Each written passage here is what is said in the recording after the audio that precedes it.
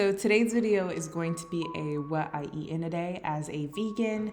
All of the recipes are pretty non-restrictive, they're affordable and easy to make, and they're also pretty healthy in my book at least. So today for breakfast, I'm going to be making banana bread baked oats. And this recipe is super simple and takes like 20-25 minutes to make. For this recipe, you're going to need oats, a banana, almond milk, almond butter, baking powder, vanilla extract, and maple syrup. All of the exact measurements will be in the description. So typically, because I don't like doing dishes, I just make the mixture right in the blender. And so I add all the ingredients and just blend it up until I have a cake-like mixture. Also, while I'm making the mixture, I usually preheat my oven just so that the oven is ready when I'm done preparing the mixture. You want to preheat your oven to 375.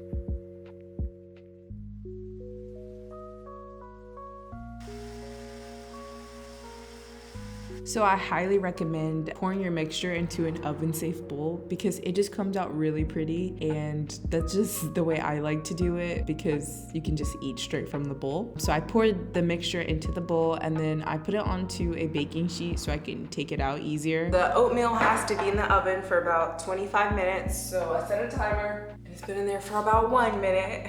So I'm just gonna finish my water. And then something I've been trying to get into the habit of is simple morning routine, because I work from home, so I kind of have like all day, not necessarily do what I want, but to incorporate self-care activities throughout my day. I've found that journaling has been a very reflective exercise for me because I feel like I often don't know what I'm thinking until I write it down. And then when I'm journaling, I use prompts that make me really uncomfortable, and then I have to uncover stuff about myself that I usually wouldn't.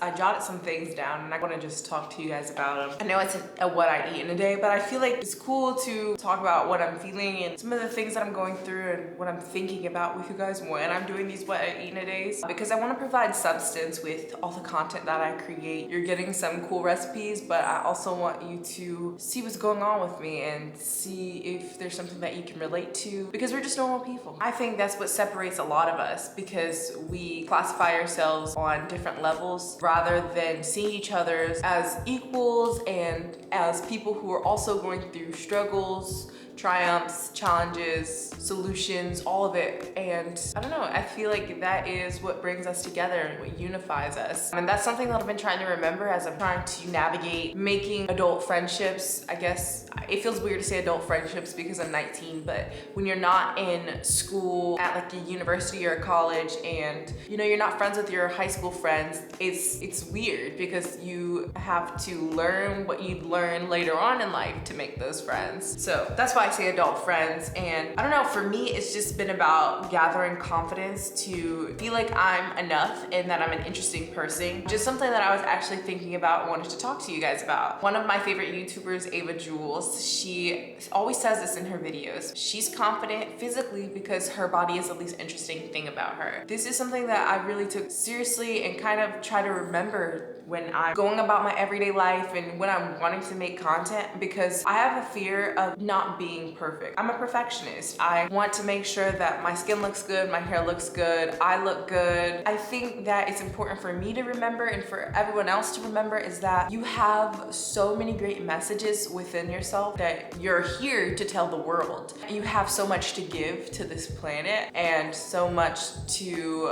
experience. And if you're holding yourself back because you don't feel good enough and you don't feel like you're pretty enough or perfect, then you need to realize that you're going to miss out and that your body and your physicalities are the least interesting part of who you are. You are such an interesting person, and I think that it's time that we start valuing our intelligence, our personalities more than what we look like or what the latest fashion trend is. Last night I stayed up until 1 a.m. finishing It Ends With Us by Colleen Hoover, and I don't know, I feel like I'm finally connecting with myself the way I should be, you know? I feel like I'm returning back to my inner child. Like when I was younger, I really just liked to read. I was an introvert. I was such a big reader. I would read like 15 books a month. And last night I had a moment where I felt like I was a child again. Like, it was an inner child moment, and I just felt like I connected with myself so much more, and like, this is where I'm meant to be. This is the space that I'm meant to be in. I'm meant to be reading and staying up all night and laughing and experiencing a good book and the enjoyment of it all. I don't know, it just feels amazing getting back into reading and giving my space time to relax, because throughout high school I stopped. It slowly trickled away, and I'm just so excited because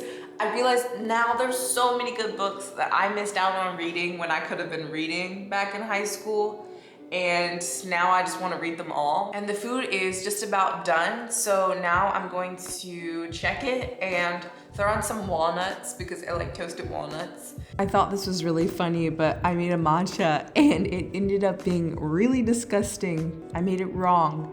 So enjoy my facial expressions as I sip this disgusting matcha.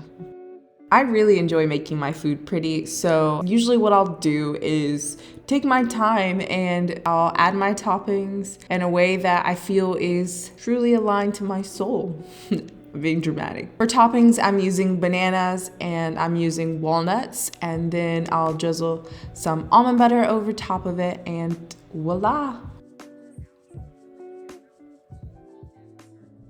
So I'm here with my friend Araceli, and we just got back from taking Instagram photos. We went to the mall, and now I'm starving. So for lunch, I'm gonna be making a salad with a veggie burger on top, and then like this Dijon vinaigrette. It's bomb, and I'm obsessed. So for this recipe, you are going to need salad mix, broccoli, carrots, pepper, avocado, veggie burger, or veggie chicken sandwich of your choice. So I'm starting off by cooking the broccoli, and I'm just gonna add some water and put it in the microwave because I am lazy. Although I do like steamed broccoli better, it tastes so much better. I'm also adding some California blend because that was just not enough broccoli for me and my friend.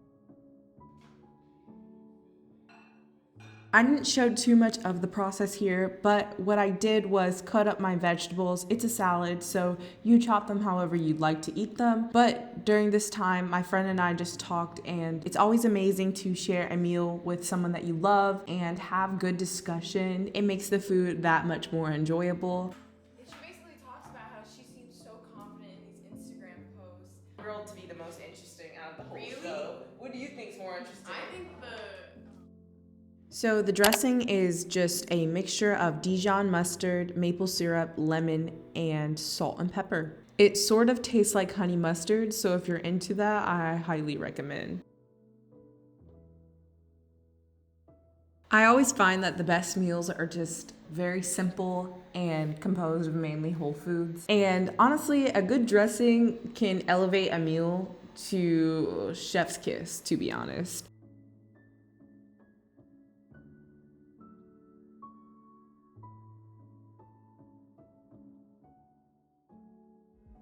So for dinner, I am going to be making my famous sushi bowl, and I say famous because Kayla and I eat it about 2 to 3 times a week, and I'm not even joking. And we don't even care. It's been our comfort food for like over a year. So consistently we've been eating the sushi bowl 2 to 3 times a week for over a year. So I don't know if that says anything, but it's good, trust me. So for prepping, you wanna press the tofu for about 30 minutes. And then you want to cook your rice noodles, and usually I'll cook them and then I'll put them in the fridge, so that way when I'm serving the food, that the rice noodles are cold as well. So I'm starting off by pressing my tofu. What I usually do is just stack it between 2 plates and then put a pot of water on top to press for 30 minutes. While I do that, I set the oven to 400 to preheat while I'm waiting on the tofu to press. Once the tofu is done pressing, I cut the tofu up into small cubes, and then I'll put it into a big mixing bowl. Once the tofu is all cubed and in the mixing bowl, you want to add 3 tablespoons of cornstarch, 2 tablespoons of tamari, and 2 tablespoons of olive oil. And then you'll mix that. This serves as the coating for the tofu and is what makes it crunchy. So next I spread the tofu out evenly across a baking sheet so that the tofu can get crunchy, and then I put it into the oven for 30 minutes. When the tofu has about 15 minutes left in the oven, I'll usually get started on the sauce. And what that is about 1/4 cup of tamari, 2 tablespoons of water, sriracha, maple syrup, garlic powder, and salt. It's important to adjust based on your own sense of taste, but once you do that, you want to mix it and then bring it to a boil. Once the sauce is boiling, you want to add your cornstarch slurry, which is just a teaspoon of cornstarch and a teaspoon of water. And then you want to mix until the sauce thickens. To top the bowl off, it's really up to you what vegetables you want to add. I use whatever I have on hand, but typically what I put in the bowl is cucumbers, carrots, peppers, and spinach. So here I'm just chopping everything up, getting ready to assemble the bowl. What would a good sushi bowl be without a dressing? So for the dressing, it's super easy. It's just spicy mayo. And basically I just mix vegan mayo, sriracha, garlic powder, and lemon until I get the level of spiciness that I want. And here I'm just making the bowl. So I'm starting off with some rice noodles, and then I'm just arranging the spinach, cucumbers, carrots, and peppers in a pretty way. Then I add the tofu, and oh my God, that looks so good. I'm literally getting hungry based off of just watching it. I personally love adding avocado to my bowl. Kayla really doesn't like it, but I like it, so I'm adding it to my sushi bowl. And then that's it, and look at how good this looks. Oh my God. Gonna go because I look like an absolute crazy person attacking my food. But just know, this bowl, highly recommend. It's delicious. I've decided that food is probably one of my love languages. And not that I like to receive food, but I love to exchange food with other people. So I love going out to eat with people and having quality conversations. And I also love making food for other people. I really love when people take the time out to make food for me, and it's intentional and thoughtful. Not only are your senses being pleased, but the intention behind it is just so beautiful. And I feel like when people put intention into the food that they're making, you can really taste that. It's been pretty refreshing to share that with you guys during this video. And I feel like I can kind of channel part of my love language through sharing what I eat in a day or what I eat in a week to you guys by sharing, recipes that feel truly aligned with the person that I am. I typically try my best to eat only foods that make me feel really good, something that is taking me a really long time to figure out how to do. So with all that being said, I hope you guys enjoyed watching, and I hope there was something that you could take from it, whether or not it was a recipe or just the discussion that I was having with the people around me or with just me and the camera. So I hope to post more videos like this one in the future, and thanks for watching again. Bye.